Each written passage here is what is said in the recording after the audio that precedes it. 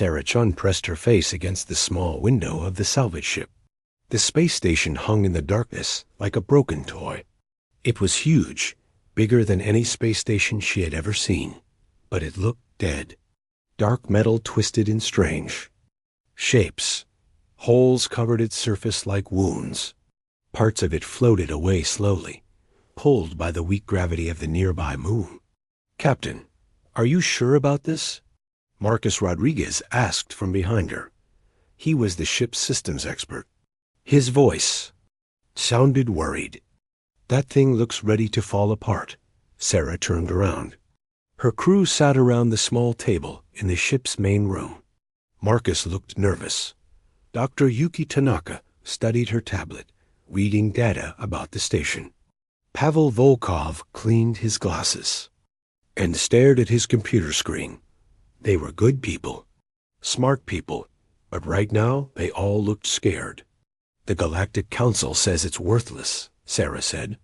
3 different alien races tried to fix it. All of them gave up. They say it's too dangerous and too broken. "Maybe they're right," Pavel said quietly. He was their computer expert. "The energy readings are all wrong. Nothing makes sense," Sarah smiled. "That's exactly why we're here. When other people say something can't be done, humans usually find a way to do it anyway." She walked to the front of the ship and looked at the controls. Their salvage vessel, the Persistence, was small but tough. It had saved them many times before. Like her crew, it never gave up easily. The ship moved closer to the giant station. "Look at the size of that thing," Yuki said, joining Sarah at the window. She was an engineer who specialized in building structures. "It must be 20 kilometers long. How did they build something so big? More importantly, who built it?" Marcus asked. "The records say it's been floating here for over 200 years. But the metal looks much older than that." Sarah checked the readings on her screen. The station was cold and mostly dark, but not completely dark. Small lights flickered in some areas.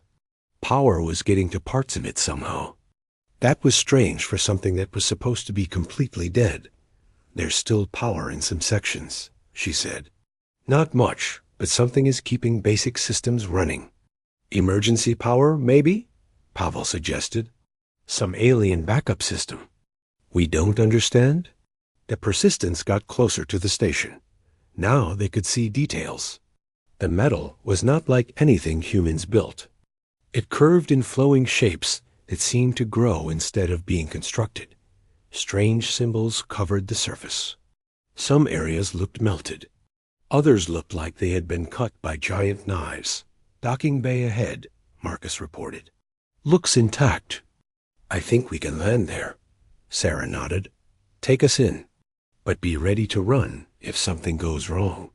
The ship entered the docking bay slowly. The bay was enormous. It could hold 50 ships their size. Emergency lights came on as they approached. That meant someone or something was still watching the station. The air readers showed the bay had atmosphere, but it was thin and cold. They landed with a soft bump. Sarah looked at her crew. "Everyone checks their suits twice. We don't know what's in there." They put on their spacesuits and gathered their tools. Marcus carried his electronic scanner and repair kit. Yuki brought her engineering tools and a portable computer. Pavel had his laptop and several devices for connecting to alien computer systems. Sarah carried the basic survival gear and her trusty toolbox. The docking bay was quiet, except for the sound of their breathing in their helmets. Their footsteps echoed in the huge space. The walls were covered with the same flowing designs they had seen outside. Up close, the symbols looked even stranger. They seemed to move in the corner of their eyes, but when they looked directly, the symbols were still. "Energy readings are stronger here," Marcus said, checking his scanner. "Something big is generating power deeper in the station." They found a door that led into the station proper. It was sealed, but Pavel found what looked like a control panel next to it. The symbols on the panel glowed softly when he touched them. "I can't read any of this," he said, "but maybe I can figure out the pattern." He pressed different symbols. Nothing happened for several minutes. Then the door made a grinding sound and opened slowly. Air rushed out, then stopped. Lights came on in the corridor beyond. "Well, that worked," Yuki said. "The station knows we're here." They walked into the corridor. It was wide enough for 10 people to walk side by side. The walls curved upward and met in a point above their heads. More symbols covered everything, but these symbols were different. They showed pictures of stars and planets and strange creatures. "It's like a story," Sarah said, looking at the wall pictures. "Or maybe instructions."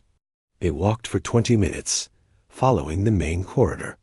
Side passages branched off in all directions. Some were blocked by fallen debris. Others disappeared into darkness. But the main corridor stayed lit, as if the station wanted them to follow this path. They came to a huge room with a ceiling so high they could not see the top. Machines lined the walls, but they were silent and dark. In the center of the room stood something that looked like a tree made of metal and crystal. Light pulsed through it slowly, like a heartbeat. "That's the power source," Marcus said, reading his scanner. "It's generating energy, but only a tiny amount of what it could produce." Yuki walked around the room, examining the machines. "This is incredible. The technology is so advanced, I can barely understand it. But look at this." She pointed to one machine that was partially collapsed. "It's been repaired before. Someone tried to fix it, but they didn't understand how it worked." Pavel connected his laptop to a panel near the metal tree. His screen filled with symbols and patterns. "There's a computer system here. It's active, but it's running in some kind of safe mode, like it's waiting for something." Sarah stood in the center of the room and looked around. The station felt old, older than anything she had ever experienced, but it also felt alive somehow, like it was sleeping, not dead. "The other races that tried to fix this place," she said slowly, "I think they approached it wrong. They tried to understand it first, then fix it. But humans don't work that way." "What do you mean?" Marcus asked. Sarah smiled and opened her toolbox. "We fix things first, then we figure out how they work. That's what we're good at. That's what makes us different." She looked at her crew. They were still nervous, but now she saw something else in their eyes. Excitement, challenge, the same look they got when faced with an impossible repair job. "So what do you say?" she asked. "Want to try to bring this old thing back to life?" Marcus grinned and picked up his scanner. "Where do we start?" "The same place we always start," Sarah said, "with the power. Get the lights on, then worry about everything else." Yuki was already examining a collapsed support beam. "I can reinforce this with standard Earth materials. It won't look pretty, but it will hold." Pavel looked up from his computer. "I think I can interface with their system. It will take some creative programming, but I have ideas." Sarah nodded. Around them, the ancient station waited patiently, as it had waited for 2 centuries. But now, for the first time, it had visitors who saw a challenge instead of an impossibility. It had humans. 3 days later, the station looked like a construction site. Human tools and materials were scattered everywhere. Extension cords ran along the walls like electric snakes. The smell of welding metal filled the air. Sarah's crew had turned the ancient alien structure into something that looked almost familiar. Marcus had connected power cables in ways that would make any engineer nervous. He ran lines from the crystal tree to machines that had been dark for centuries. Some connections worked perfectly. Others sparked and smoked before he found better ways to make them fit. "The alien power system uses different voltages than our equipment," he explained to Sarah while rewiring a control panel. But electricity is electricity. I just need to step it down through these transformers I brought from the ship. Sarah watched him work.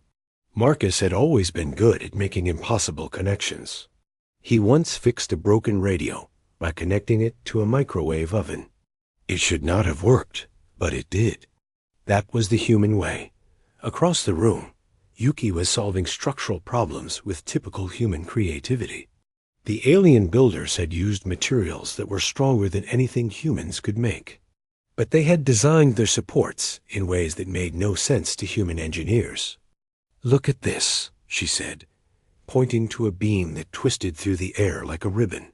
"It's beautiful, but it's not efficient. All this curving wastes material and creates weak points." She had installed straight metal braces alongside the alien curves. Her supports looked crude compared to the flowing alien design, but they were solid. When she tested them with her equipment, they could hold more weight than the original structure.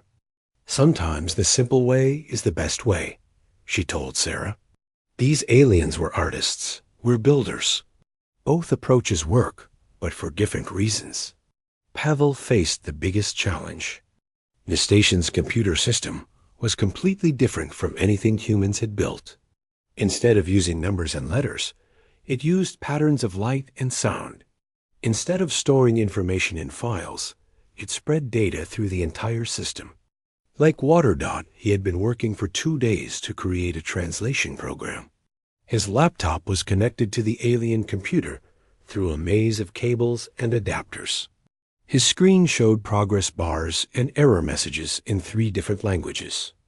"I'm not trying to understand their system," he explained while typing rapidly. "I'm teaching it to understand ours.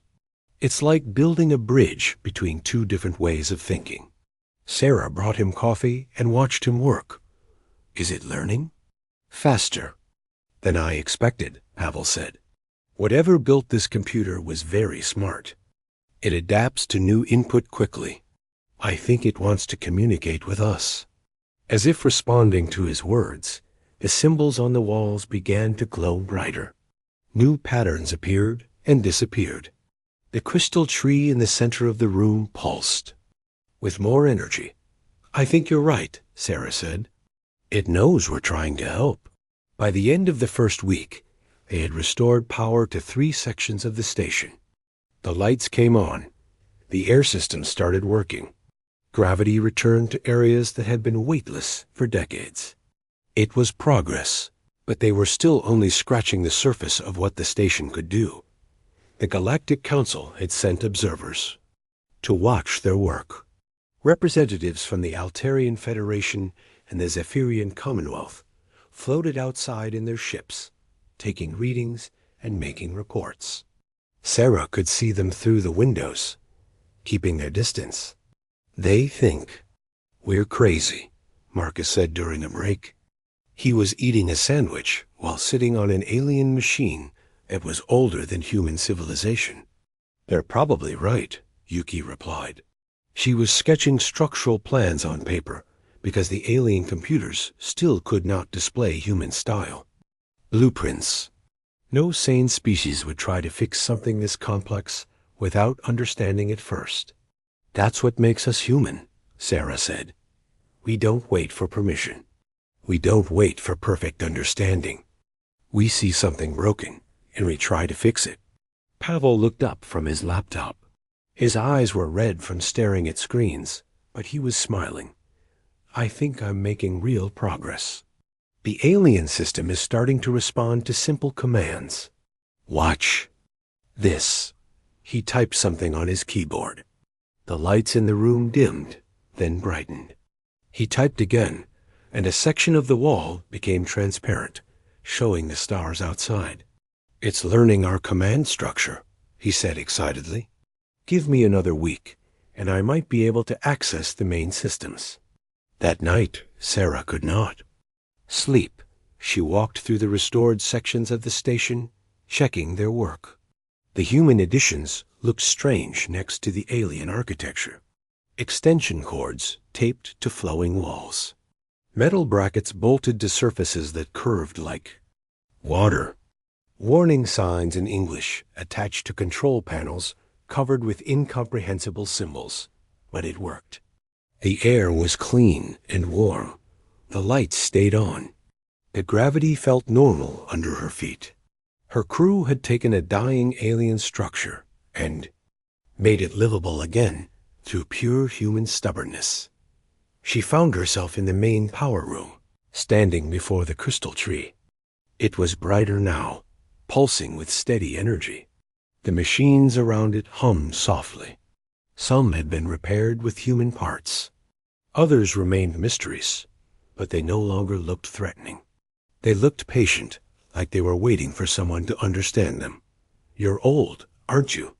she said to the station. "Older than you look. Older than anyone realizes." The crystal tree pulsed once, as if answering her. The symbols on the walls shifted slightly. Sarah had the strange feeling that the station was listening to her thoughts. She heard footsteps behind her. Pavel entered the room, carrying his laptop and a cup of coffee. "Couldn't sleep either?" he asked. "Too much to think about," Sarah replied. "How's the computer interface coming?" Pavel set down his laptop and connected it to the alien system. His screen immediately filled with new patterns and symbols. "Better than I hoped. Look at this." He showed her displays that looked almost like human computer screens.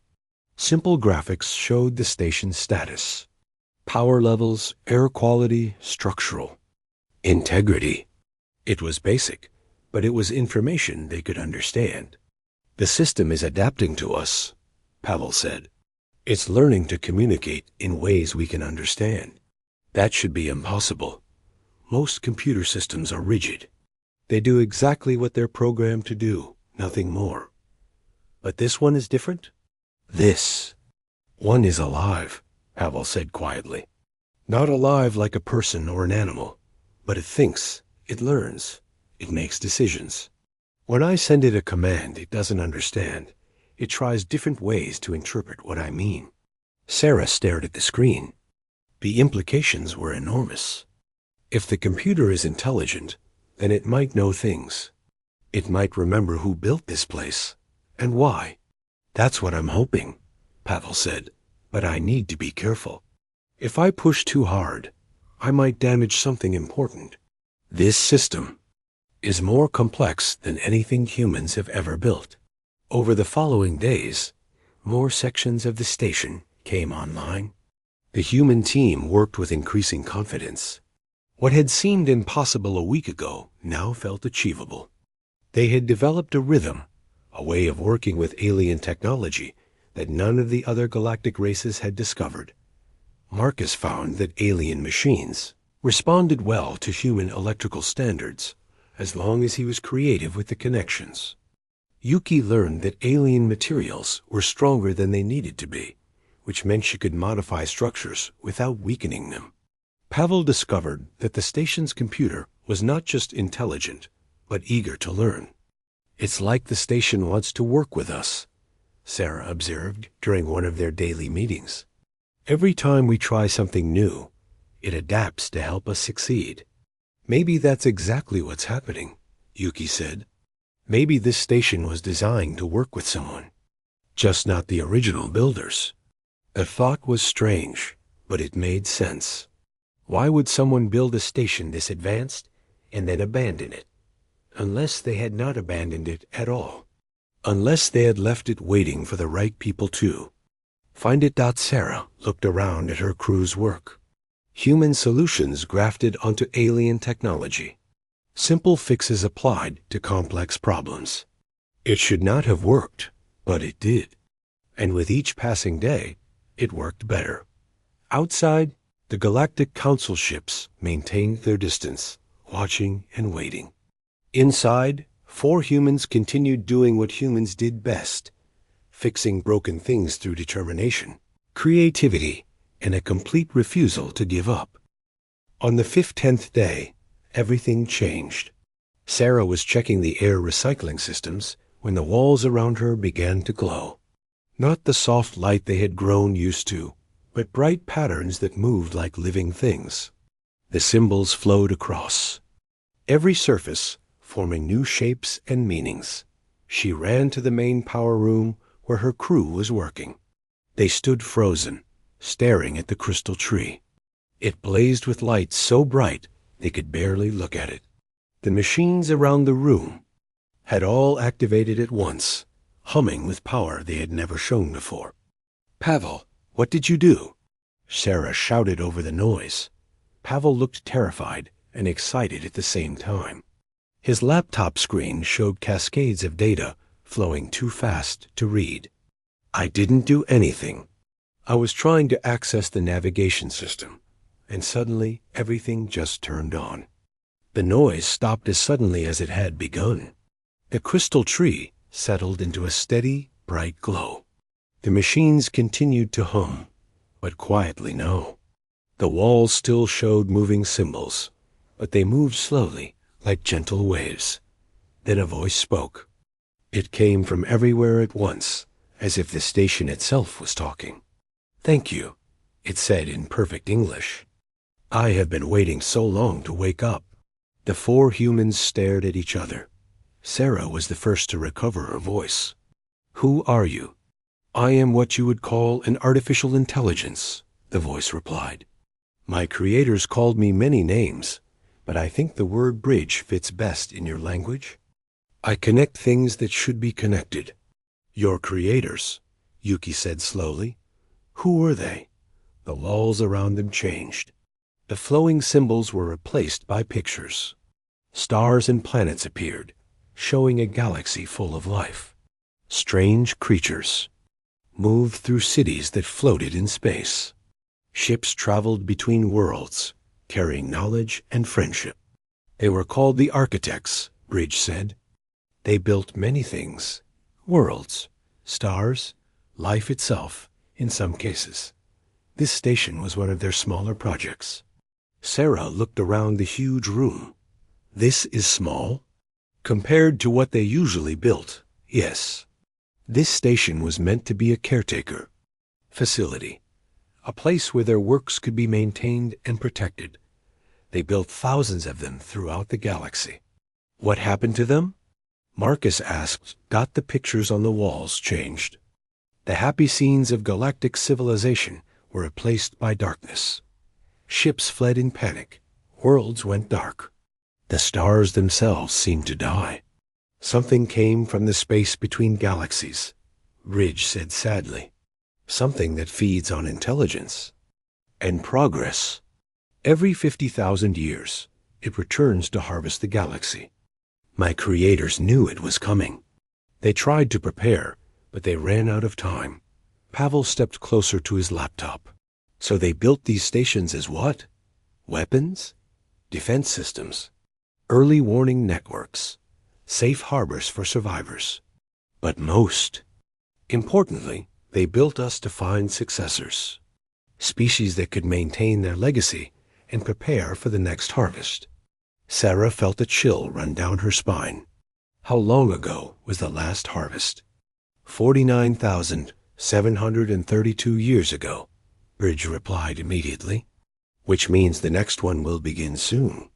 I have been watching the galaxy, waiting for someone who could help me prepare." The pictures on the walls showed different alien species approaching similar stations. The images were clearly meant to show failure. Ship after ship retreated from the ancient structures. Crews gave up and left. Entire civilizations declared the stations too dangerous to approach. "We've been watching your species for some time," Bridge continued.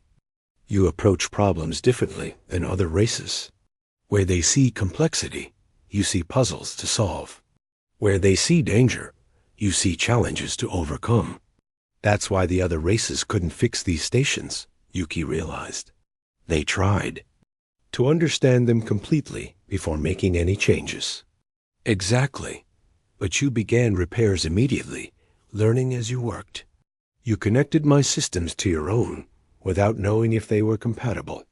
You reinforced my structure with materials I was not designed to use. By all logical analysis, your approach should have failed. Marcus laughed. Story of humanity right there. We succeed by doing things that shouldn't work. The walls showed new images. Other stations scattered across the galaxy began to light up. One by one, they came online, responding to signals from the station where the humans worked. There are 47 stations in this galaxy, Bridge said. This is the first to fully awaken in over 2,000 years. Now that I am active, I can communicate with the others. They have been waiting in minimal power mode, just like I was. Sarah walked to the center of the room and looked up at the crystal tree. What do you need us to do? What you have been doing. Fix things. Improve things. Make them work better than they were designed to work. Each station needs caretakers like you.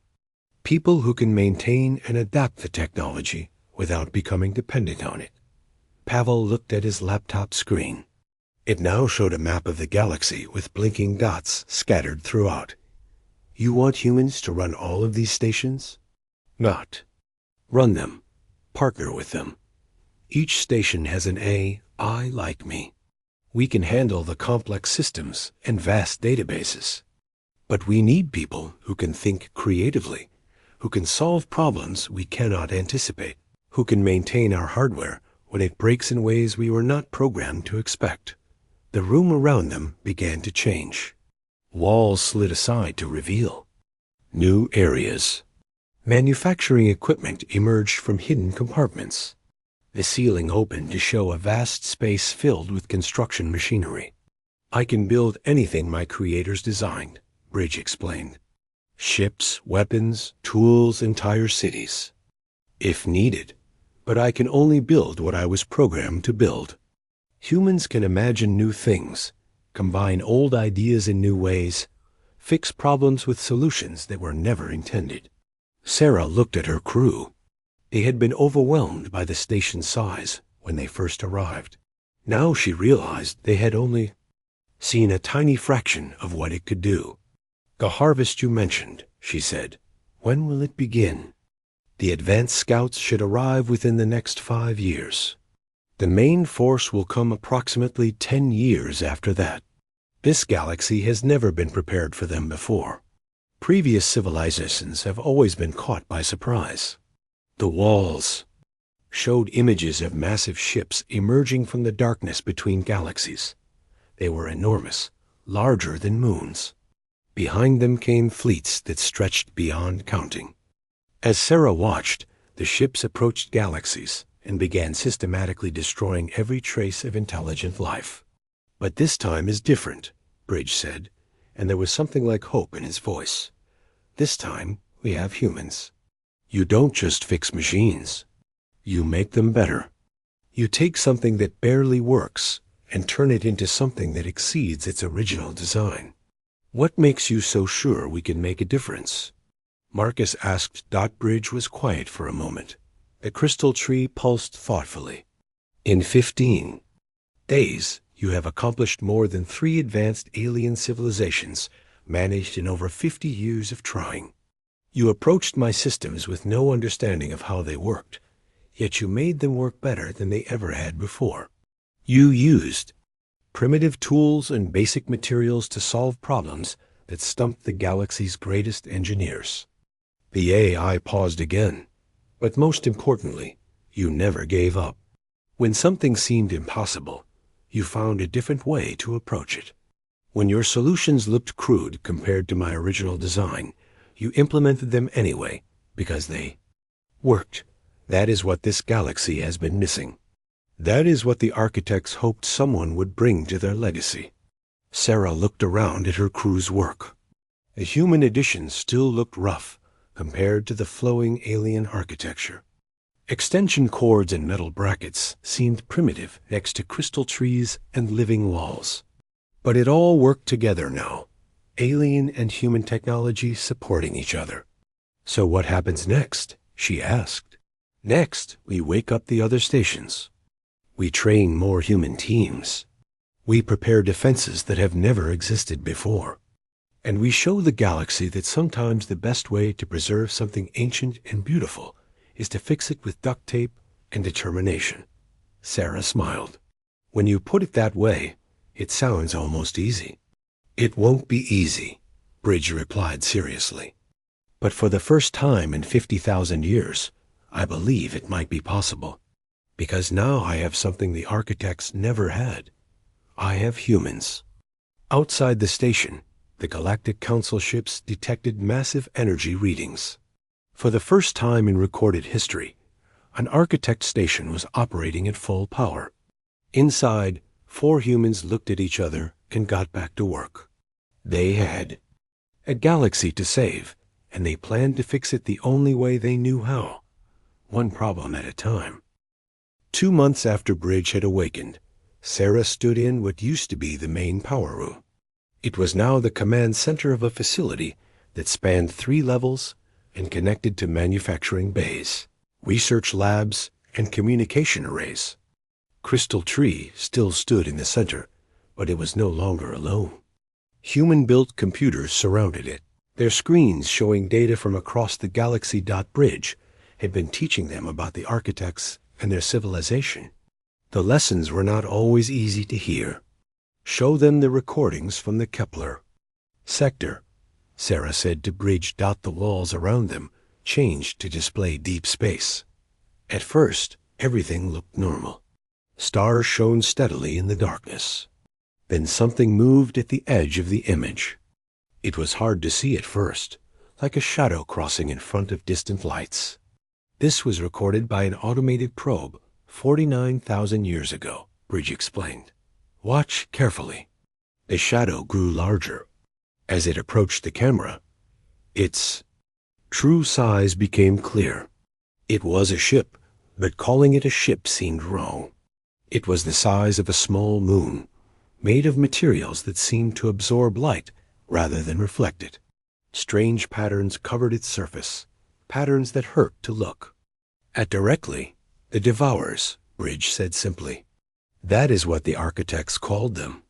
They come from the darkness between galaxies, where normal matter cannot exist. They feed on intelligence, creativity, the spark that makes life more than just chemistry. The recording showed more ships appearing. Dozens, then hundreds, then thousands. They formed patterns in space that made no sense to human eyes. As Sarah watched, she felt a deep wrongness, as if the universe itself was being violated by their presence. How do they feed on intelligence? Pavel asked.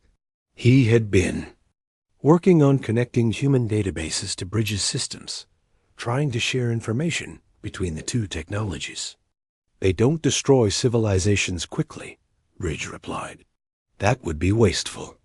Instead, they harvest the thoughts, memories, and creativity of entire species. They leave the bodies alive but empty. Planets full of people who can no longer think, create, or dream, Marcus shuddered. That's worse than death. Much worse. Death is natural. This is theft of the soul itself. The recordings changed to show what happened to civilizations that encountered the Devourers. Advanced cities became empty shells. Spaceships drifted aimlessly, their crews alive but mindless. Art, music, literature, and science simply stopped, as if the universe had forgotten how to create new things. The cycle has repeated many times, Bridge continued. Every 50,000 years, they return when galactic civilization reaches a certain level of development. They harvest everything intelligent and creative, then retreat to the void to digest what they have taken. The galaxy goes dark for thousands of years until new life evolves to replace what was lost. Yukai looked up from the structural plans she was studying. But the architects built these stations to fight back. That means they thought it was possible to win. They hoped it was possible, Bridge corrected. But they ran out of time. The harvest came before they could fully prepare. I was put into hibernation mode just as the first Devourer scouts arrived in this sector. Sarah walked to one of the human-built displays. It showed a map of the galaxy with glowing dots representing the architect stations. More dots were lighting up each day as Bridge made contact with other AIs. "How many stations have you awakened?" she asked. 31 are now fully operational. 12 more are coming online that need physical repairs. 4 are too damaged to restore. The remaining stations are still in deep hibernation mode. "And how many need human crews?" "All of them," Bridge said without hesitation. "Each AI is different, with its own personality and specializations. But they all need the same thing you gave me. People who can think beyond their original programming. People who can solve problems in ways that were never intended." Pavel looked up from his computer. "I've been analyzing the data from the other stations. Bridge is right. The AIs are incredibly advanced, but they're limited by their original design. They can't adapt the way humans can." "What about the Galactic Council?" Sarah asked. "Have you told them about the Devourers?" The question made Bridge pause. The crystal tree dimmed slightly, as if the AI was considering how to answer. "I have shared some information," Bridge said carefully, "but they are not ready to hear the full truth. Most galactic species approach problems through committees and consensus. They study issues for years before taking action. We do not have years." "How much time do we have?" Marcus asked. "I have detected the first scout ships at the galaxy's edge. They arrived 3 weeks ago and are moving toward the core systems. The main fleet will follow in approximately 8 years. Sarah felt her stomach drop. 8 years to prepare the entire galaxy? 8 years to prepare as much as we can. The architects had centuries to plan, and it was not enough. But they did not have humans. What makes humans so special?" Yuki asked. "I mean, I know we're good at fixing things, but there must be other species with similar abilities." Bridge was quiet for a long moment. The walls around them showed images of different alien races. Each was clearly intelligent and technologically advanced. "Other species excel in specific areas," Bridge finally said. "The Altarians are master engineers who build perfect structures. The Zephyrians are brilliant scientists who understand the deepest laws of physics. The Vorthan Collective can process information faster than any computer." "But?" Sarah prompted. "But they all approach problems the same way. They analyze, they plan, they build consensus, they implement carefully tested solutions. It is logical and efficient and completely predictable." More images appeared on the walls. These showed the Devourers studying various alien technologies. In each case, the dark ships seemed to understand and counter whatever they encountered. The Devourers have faced thousands of galactic civilizations. They know how logical minds work. They can predict what any rational species will do when threatened. They have counters prepared for every conventional strategy. But humans aren't conventional, Marcus realized. Humans are the first species I have encountered that regularly does things that should not work. You fix advanced technology with primitive tools. You solve complex problems with simple solutions. You ignore expert analysis and try impossible approaches that somehow succeed. Sarah looked around at their work. The command center was a perfect example of what Bridge meant. Alien technology centuries ahead of human science was controlled by jury-rigged interfaces built from laptop computers and extension cords. It should have been a disaster, but it worked better than the original design. The Devourers cannot predict chaos, Bridge continued. They cannot plan for solutions that violate logical principles. They have never encountered a species that treats impossible problems as interesting puzzles. Pavel pulled up a new display on his screen. "I've been analyzing their recorded behavior patterns. Bridge is right. They always respond to threats the same way, as if they're following a script. They've optimized their tactics against logical opponents." "So we need to be illogical?" Yuki asked. "You need to be human," Bridge replied. which is the same thing from the Devourer's perspective. Sarah walked back to the crystal tree and placed her hand on its surface. It felt warm and somehow alive. What do you need us to do? Continue what you are doing, but on a galactic scale. Each station needs a human team. Each team needs to approach their AI and technology in their own way. No two stations should be identical. No two defense strategies should follow the same pattern. Organized chaos, Marcus said thoughtfully. Exactly. The Devourers will arrive expecting to face a coordinated galactic defense based on logical military principles. Instead, they will find dozens of independent stations, each operating according to human intuition and creativity. Each will be different. Each will be unpredictable. The walls showed new images. Architect stations across the galaxy were being modified by human teams. Each looked different. Some bristled with weapons that combined alien technology with human engineering. Others focused on detection and communication. Still others were being converted into massive manufacturing centers. It's working, Sarah realized. You're not just preparing defenses. You're building something completely new. Something the galaxy has never seen before, Bridge agreed. A defense network run by humans who refuse to accept that any problem is truly impossible to solve. The Devourers have never faced anything like it. And if we're wrong? Yuki asked quietly. If human unpredictability isn't enough? Bridge's answer was immediate. Then we will face the end, knowing we tried something different. But I do not believe we are wrong. In 2 months, you have accomplished things that should have taken decades.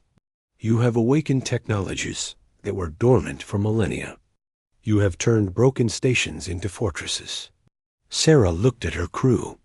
They had been ordinary salvage operators just months ago. Now they were training other humans to partner with ancient A's, preparing to fight an enemy that had never been defeated. One more question, she said to Bridge. Why didn't the architects try the chaotic approach themselves? Because they were too advanced, Bridge replied sadly. They had. 6 months after their first arrival at the broken station, Captain Sarah Chun stood in the central command center of what was now called Guardian Station Alpha. Through the massive windows, she could see a sight that would have been impossible to imagine when they first docked their small salvage ship. The station had grown. Human engineering teams had added new sections, weapons platforms, and manufacturing bays. The flowing alien architecture now mixed with angular human construction in ways that should have looked wrong, but somehow felt right. It was like watching 2 different symphonies played at the same time and discovering they created perfect harmony. Morning report, Captain, Marcus said, approaching with a tablet full of data. He still served as her systems specialist, but now he coordinated the work of dozens of human technicians spread across multiple levels of the station. How many stations are fully operational now? Sarah asked. 43 out of 47. The 4 damaged ones are being rebuilt from scratch using hybrid human architect technology. We should have the entire network online within 2 months. Sarah nodded and looked at the galaxy map displayed on the main screen. Each operational station showed as a bright blue dot. Lines connected them, showing the communication network that Bridge and the other A is used to coordinate their activities. It looked like a web of light stretched across the galaxy. And the Devourer scouts? Marcus's expression grew serious. They've reached the middle rim. Bridge estimates they'll arrive in our sector within 18 months. The main fleet is still approximately 6 years behind them. Dr. Yuki Tanaka approached from the engineering station. Her small team had grown into a construction force of over 200 humans and friendly aliens. They had developed new techniques for combining architect technology with more conventional materials, creating hybrid systems that were both beautiful and practical. The manufacturing bays are exceeding all projections, she reported. We're producing defensive satellites at twice the planned rate. Each one is different, based on ideas submitted by human teams throughout the galaxy. The Devourers won't know what to expect. Sarah smiled. That was exactly the point. Each Guardian station was developing its own approach to defense. Some focused on direct combat, bristling with weapons that combined human ingenuity with architect power sources. Others specialized in detection and communication, creating sensor networks that could track enemy movements across vast distances. Still others had become mobile, preparing to relocate if the battle required it. The diversity was intentional. Bridge and the other A had learned that human creativity worked best when it was not restricted by rigid plans. Each station's crew was encouraged to develop their own strategies, their own modifications, their own solutions to the challenges they faced. Pavel walked over from his computer array. His original laptop had been replaced by a sophisticated interface that let him communicate with A across the galaxy. But he still kept the old machine nearby, a reminder of how far they had come. "I've got interesting news from the Outer Rim stations," he said. "They've detected something the scout ships are leaving behind." "What kind of something?" Sarah asked. Pavel pulled up a display showing deep space. At first, it looked empty. Then, he enhanced the image, and Sarah could see faint structures floating in the darkness. "They're building something," Pavel explained. "The scouts aren't just exploring. They're constructing ... devices. Bridge thinks they might be amplifiers for whatever technology the Devourers use to harvest intelligence." Sarah studied the images. The structures were clearly artificial, but they followed no design principles. She recognized they seemed to grow rather than being built, spreading through space like mechanical viruses. How long before they're finished? Unknown. But the rate of construction is accelerating. The main fleet might not need to wait 6 years. If these amplifiers work the way Bridge suspects, they could begin the harvest as soon as they're complete. Sarah felt a familiar tightness in her stomach. It was the same feeling she'd had when they first approached the broken station. The feeling that they were facing something much larger and more dangerous than they had prepared for. But she also felt something else. Confidence. Not the blind confidence of ignorance, but the earned confidence that came from solving impossible problems before. "Then we'll have to be ready sooner than we planned," she said simply. "Bridge, are you monitoring this conversation?" "Always, Captain Chun," came the AI's voice from speakers throughout the command center. "I have been analyzing the amplifier structures. They are indeed designed to extend the Devourer's harvesting range. If they become fully operational, the enemy could drain the intelligence from entire star systems without sending their main fleet. Can we stop them? Not through conventional military action. The amplifiers are heavily defended and regenerate when damaged, but I believe there may be another approach." Sarah waited.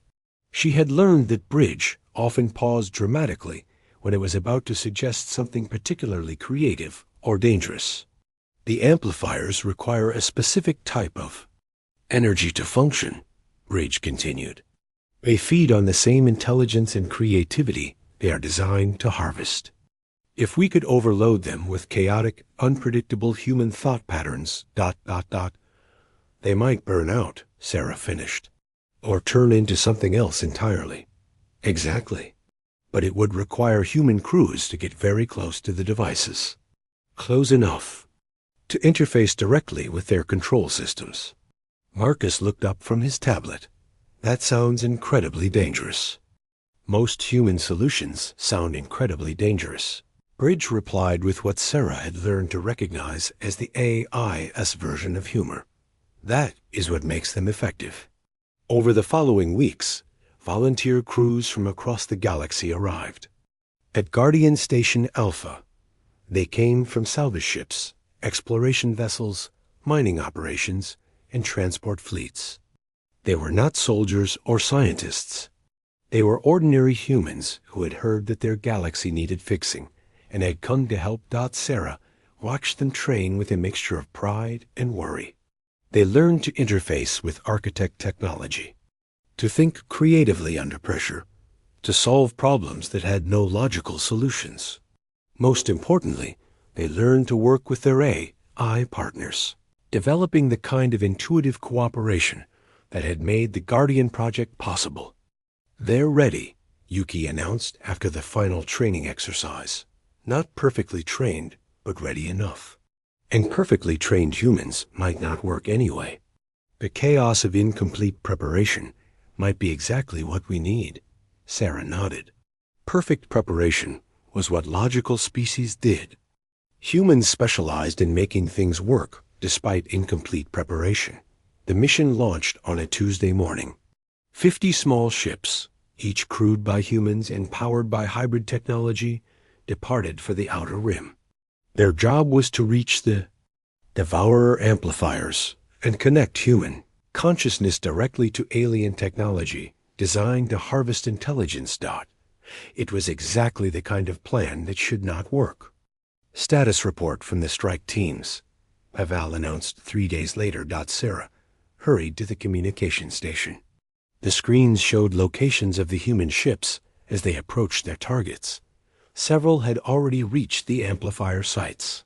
"Strike. Team 7 is making contact now," Pavel said, the screen filled with an image from space.